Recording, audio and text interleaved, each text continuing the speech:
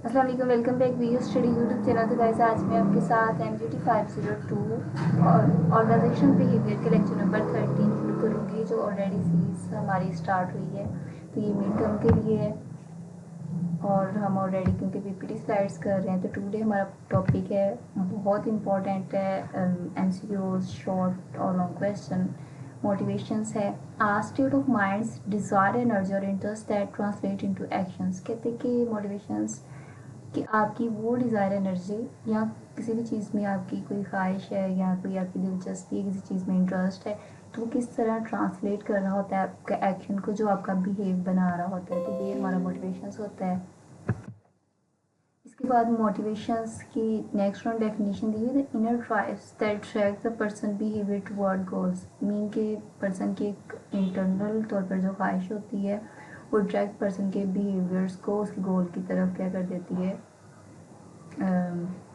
Direct कर देती है। तो ये हमारी क्या होती है, मोटिवेशंस होती है। मतलब मोटिवेशंस यहाँ पर हर एक पर्सन की अलग अलग मोटिवेशंस होती है। कुछ लोगों की अगर उनको जो जिस चीज़ की उनके पास तलब होती है या कोई चीज़ उनके पास अवेलेबल नहीं होती, तो वो उस चीज़ की ही उसी चीज़ की तरफ मोटिवेट हो रहे होते हैं। सपोज अगर किसी के पास जॉब्स नहीं है तो वो जॉब की तरफ मोटिवेट होगा, मतलब जॉब उसके लिए बहुत ज़्यादा इंपॉर्टेंट होगी। दूसरा पर्सन जिसके पास ऑलरेडी जॉब्स हैं तो उसके लिए वो इतना मैटर नहीं होगा। मतलब वो जो चीज़ इंसान को हासिल हो जाती है उसकी फिर वो उसके पास जो वैल्यू होती है वो कम हो जाती है, और जो उसने हासिल करनी होती है उसकी वो जो डिज़ायर होती है वो उसकी इंटेंसिटी बढ़ जाती है। तो ये ऐसा क्या होते हैं, मोटिव्स और मोटिवेशंस होती हैं।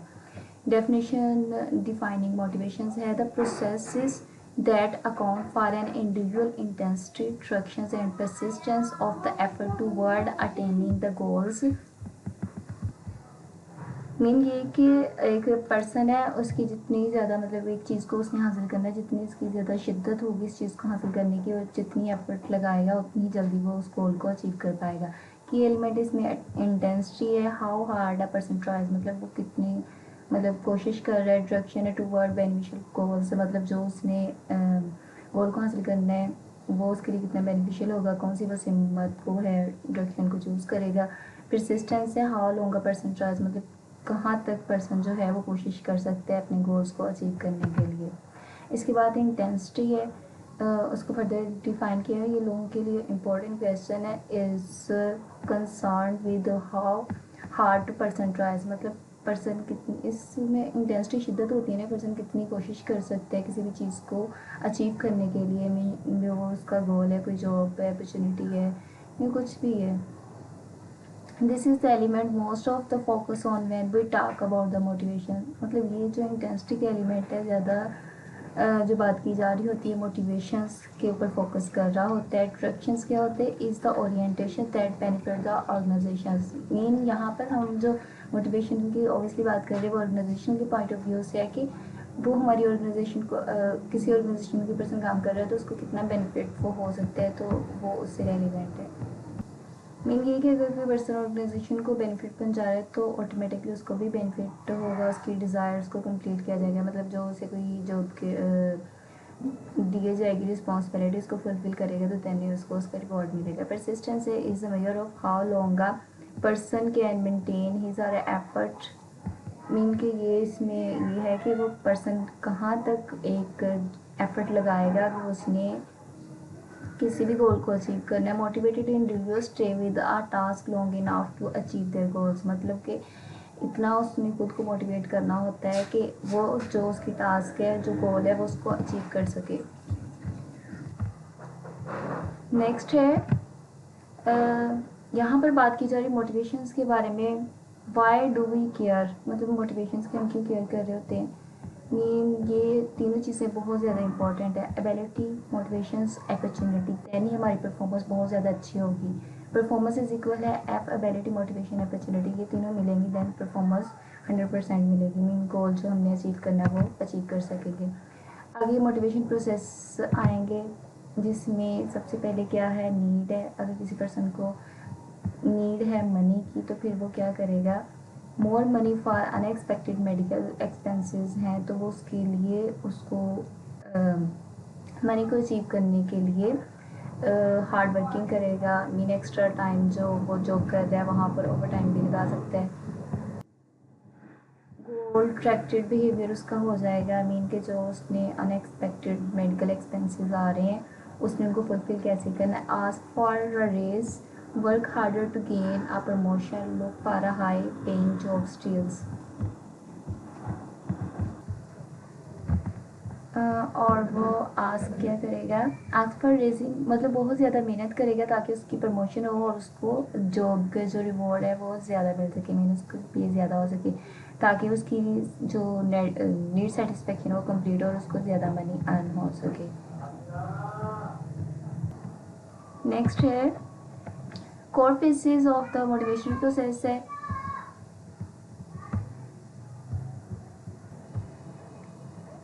नेक्स्ट है सबसे पहले क्या होगा कि एम्प्लॉय आइडेंटिफाई नीड्स की जाएगी, एम्प्लॉय की जो नीड है उसको देखा जाएगा, उसकी क्या ज़रूरत हो सकती है। Employ search for way to satisfy this need, कि एम्प्लॉय अपनी जो ज़रूरत है उसको कैसे सेटिस्फाई कर सकते हैं। इसके बाद है third, employ select call structured behaviour, मतलब एम्प्लॉय ने अपनी नीड्स जो है उसको सेटिस्फाई करना है तो उसके लिए वो उस तरह के गोल को ट्रेड करेगा और उसके अकॉर्डिंग वो बिहेव करेगा। देन एम्प्लॉय की परफॉर्मेंस देखी जाएगी, एम्प्लॉय की परफॉर्मेंस के अकॉर्डिंग उसको एम्प्लॉय रिसीव एदर रिवॉर्ड्स और पनिशमेंट, अगर तो उसने वर्क अच्छा किया तो उसको रिवॉर्ड मिलेगा, मीन की पे मिलेगी, देन अगर नहीं तो फिर पनिशमेंट मिलेगी। इसके बाद एम्प्लॉय रेसिस्टनेस नीड डेफिशिएंसी, अगर तो एम्प्लॉय को जिस भी चीज़ में अपनी नीड की डेफिशिएंसी नज़र आ रही है, मतलब कोई भी उसकी ज़रूरत है उसमें कमी आ रही हो, फील हो रही होगी, तो वो उसके लिए दोबारा एफर्ट करेगा और उसको फुलफिल करने की कोशिश करेगा। नेक्स्ट है मोटिवेशनल थ्योरीज है, ये बहुत इंपॉर्टेंट थ्योरीज है। मोजले की थ्योरी होगी नेक्स्ट। मोजले की हायरार्की ऑफ नीड्स है जिसमें उसने 5 नीड्स के बारे में बताया कि अगर ये फुलफिल हो जाए तो पर्सन सेटिस्फाई होता है। जैसे यहाँ पे है मोजले हायरार्की ऑफ नीड्स, सबसे पहले है साइकोलॉजिकल नीड है जिसमें हंगर थ्रस्ट होगा या उसके मतलब जिसका रोटी कपड़ा मकान होता है, अगर तो उसकी वो फुलफिल नीड हो जाएगी तो देन वो नेक्स्ट स्टेज पे जाएगा। इसके बाद है सेटिस्फाई नीड्स जिसमें सिक्योरिटी और प्रोटेक्शन होगी, जब उसकी रोटी कपड़ा मकान की ज़रूरत पूरी हो जाएगी, मतलब उसके पास एक्स्ट्रा मनी आ जाती है तो फिर उसे सिक्योरिटी गार्ड वगैरह रखने पड़ते हैं, मीन उसको प्रोटेक्शन चाहिए होती है, बेशक वो जॉब की प्रोटेक्शन है या खुद की प्रोटेक्शन है। तो अगर तो एक पर्सन है जिसके पास कुछ है नहीं, रोटी कपड़ा मकान के पैसे इतनी मुश्किल से है, तो उसको इस वाली नीड की ज़रूरत नहीं पड़ेगी। मीन सबसे पहले साइकोलॉजिकल नीड होगी, देन सेटिस्फाई नीड की तरफ वो आएगा। फिर सोशल नीड्स आ जाती, सेंसेस ऑफ बिलोंग्स, लव, मतलब जो जिन लोगों के साथ वो ताल्लुक़ रख रहा होता है, जिन ग्रुप के साथ, तो वो उसकी क्या होती है सोशल नीड्स से। पर एक पर्सन दूसरे मतलब अपने माशरे से कट के नहीं ज़िंदगी बसर कर सकता, तो बिलोंगिंग एक पर्सन का दूसरे पर्सन से ताल्लुकात होते हैं, नेक्स्ट के थर्ड पर्सन के साथ ताल्लुक होता है, मतलब ऐसे ही पूरा एक माशरा बन रहा होता है। इसके बाद एस्टीम नीड्स है। एस्टीम नीड्स में क्या होता है, सेल्फ एस्टीम, रिकॉग्निशन, स्टेटस, अपने खुद की पहचान करना और अपना स्टेटस देखना। इसके बाद सेल्फ एक्चुअलाइजेशन नीड्स आ जाती है, सेल्फ डेवलपमेंट, रियलाइजेशंस जिसे कहते हैं रियलाइजेशन, जिसमें इंसान अपनी खुद की डेवलपमेंट कर रहा होता है, जिसमें मैं का कॉन्सेप्ट आ जाता है। इसके बाद है बेसिक एक्सेप्शंस है इस नीड्स की। Once need is satisfy its role declines, जैसे एक पर्सन की नीड कंप्लीट हो जाती है उसका मतलब वो उसका रोल क्या हो जाता है, ख़त्म हो जाता है। नेक्स्ट मतलब उसको अब उस चीज़ को सेटिस्फाई करने की ज़रूरत नहीं है। Need are complex with multiple needs exist simultaneously acting simultaneously. तो इसमें क्या होता है कि बहुत ज़्यादा जो ज़रूरत होती है वो कॉम्प्लेक्स होती है, पेचीदा किस्म की होती हैं, जिसमें मल्टीपल नीड्स आ जाती है और वो एक तरह से बिहेव कर रही होती है। Lower level needs must be stated before higher level needs are activated, सबसे पहले लोअर लेवल नीड्स कंप्लीट होती है तो देन ही आप हायर लेवल नीड की तरफ एक्टिवेट होते, जैसे उसका लॉजिकल नीड कंप्लीट हुई तो देन आप सोशल नीड की तरफ आएंगे और नेक्स्ट जो नीड्स हैं जैसे मोस्टली ने बताया हुआ है पीछे। More ways exist to satisfy higher level needs, और जैसे ही कहते हैं कि जैसे सेटिस्फाई हायर लेवल नीड्स होती है तो फिर उसके भी बहुत ज़्यादा वेज हैं, मतलब जैसे नेक्स्ट पर्सन को फिर तो और उससे भी ज़्यादा मतलब इंसान की नीड्स कभी भी ख़त्म नहीं हो सकती, my point of view. Next है individuals and environment influences employ behaviours, मतलब एक पर्सन के ऊपर उसका इन्वायरमेंट भी बहुत ज़्यादा असरअंदाज कर रहा होता है जिसके अकॉर्डिंग वो बिहेव कर रहा होता है। Individual decide behaviours Aldous environment can place constraints. Mean ये है कि एक पर्सन ने अपने बिहेवियर का डिसाइड करना होता है क्योंकि इन्वायरमेंट के अकॉर्डिंग ही उन्होंने वर्क करना होता है। जो भी कॉन्स्टेंट्स और रूल्स और रेगुलेशंस बनी होती हैं इन्वायरमेंट में उसको फॉलो करना ज़रूरी होता है। इसके बाद इंडिविजुअल्स हैव डिफरेंट नीड्स और गोल्स है। इसमें यह है कि एक पर्सन की नीड्स दूसरे पर्सन से डिफरेंस होती है और उनकी नीड्स और गोल्स भी डिफरेंट होते हैं क्योंकि हर पर्सन यूनिक है और इख्तलाफ पे राय रखता है, तो इसलिए उनकी नीड्स और जो गोल्स होते हैं वो डिफरेंस होते हैं। Decide among alternative based on perceptions और behaviour leading to desired outcomes. और कहते हैं कि जो डिसाइड किया जा रहा होता है अल्टरनेटिव्स का मतलब एक अगर इस तरह से काम नहीं हुआ तो दूसरी तरह से करना, तो ये पर्सन की जो अपनी परसेप्शंस होती है उसके अकॉर्डिंग वो कर रहे होते हैं ताकि वो अपनी डिज़ायर्ड आउटकम्स को हासिल कर सकें, जो उनकी नीड है उसको फुलफिल कर सकें। इसके बाद है मॉडिफाइड मैस्ले मॉडल्स है, हाई लेवल जो लेवल्स है और ये lower level. Psychological and satisfy जो है लोअर लेवल नीड्स है और हाई लेवल जो है वो सोशल एस्टीम और सेल्फ एक्सप्रेशंस जो नीड होती हैं वो हाई लेवल नीड्स की हैं। सबसे पहले कहते हैं कि इन चीज़ों का पूरा होना ज़रूरी है, देन फिर वो सोशल एस्टीम और सेल्फ एक्सप्रेशन की तरफ आते हैं। इसके बाद है एल्डर फॉर आरजीए थ्योरी है जिसमें आप 3 level hierarchical needs theory of motivations that allows for movement up and down hierarchy, मतलब मूवमेंट अप और डाउन होगा जिसमें 3 नीड्स को कंप्लीट होंगे। ये एल्डर ने दी थी थ्योरी जिसमें एग्जिस्टेंस नीड्स है, रिलेटेडनेस नीड्स है और ग्रोथ नीड्स है। एग्जिस्टेंस नीड में जिसमें हमारी साइकोलॉजिकल नीड और सिक्योरिटी नीड्स आ जाती है। रिलेटेडनेस नीड्स के अंदर हमारी जो है सोशल नीड्स आ जाती है और ग्रोथ नीड्स के अंदर हमारी सेल्फ एक्चुअलाइजेशंस, मतलब वो जो 5 मोस्टली ने हिरार्की बताई थी इसने उन 3 पार्ट्स में डिवाइड कर दी है। एल्ड पर ERG model individual have 3 basic need existent related और ग्रोथ। ये इंपॉर्टेंट है एमसीक्यूज के लिए और शॉर्ट क्वेश्चंस के लिए भी, लॉन्ग में भी ऑलमोस्ट आ जाता होता है मोस्टली का। Needs correspond to Mosley hierarchy. Models different in how needs are satisfy, कहते मॉडल्स डिफरेंट है लेकिन जो एग्जिस्टेंस रिलेटेड और ग्रोथ नीड्स इसने 3 पॉइंट्स में बताया उसने 5 पॉइंट्स में बताया, बात दोनों की एक ही है। इसके बाद ईयर थ्योरी में क्या होता है, एग्जिस्टेंस है, रिलेटेडनेस है, ग्रोथ है, तो are needs are operative at one time, मतलब एक टाइम में ये कंप्लीट होगी तो ये एक पर्सन की लाइफ फुलफिल हो जाएगी, मतलब इसके बाद हमारी थ्योरी एक्स आती है, management view that assume worker generally dislike work and must be forced to do their jobs. कहते हैं कि थ्योरी एक्स के अकॉर्डिंग ये बात की जाती है, ये भी इंपॉर्टेंट है शॉर्ट के लिए या फिर उन्होंने लॉन्ग के लिए ना एक बनाई होती है, एक सिनेरियो से बनाया होता है, बताना होता है कि थ्योरी एक्स होगी, थ्योरी वाई या थ्योरी जी, तो इसलिए ये इम्पॉर्टेंट है। उन्होंने कहा कि मैनेजमेंट के अकॉर्डिंग अगर हम अज्यूम करें तो जितने भी वर्कर्स होते हैं वो काम करना पसंद नहीं करते, उन्हें फोर्स किया जाता है किसी भी काम को करने के लिए, उनको फ्री छोड़ दिया जाए तो वो नहीं काम करेंगे। Under theory X the 4 assumption held by managers are, कहते हैं कि थ्योरी एक्स के अकॉर्डिंग 4 एग्सेप्शंस है जो मैनेजर्स ने बताई हुई हैं। Employ inherently dislike work and whenever possible will attempt to avoid it, कहते कि अगर देखा जाए इनहेरेंटली तो एक जो वर्कर है वो काम करना पसंद नहीं करता, जहाँ तक भी मुमकिन हो वो इससे अवॉइड करना चाहेगा, बचने की कोशिश करेगा काम से। Since implied dislike work, they must be coerced, controlled और threatened with punishment to achieve goals। कहते हैं कि आप अगर ऑर्गेनाइजेशन के गोल्स को अचीव करना चाहते हो तो एम्प्लॉय ऑब्वियसली वर्क को डिसलाइक करते हैं करना, तो उनको आप कंट्रोल कर सकते हैं, कोई भी धमकी वगैरह देगी या कोई भी पनिशमेंट देंगे ताकि गोल को अचीव कर सकें। Employ will avoid responsibility and seek formal traction whenever possible, कहते हैं कि एम्प्लॉय बहुत ज़्यादा कोशिश करते हैं कि वो जो उन्हें जिम्मेदारी दी गई है उससे वो बचें जितना मुमकिन हो सके।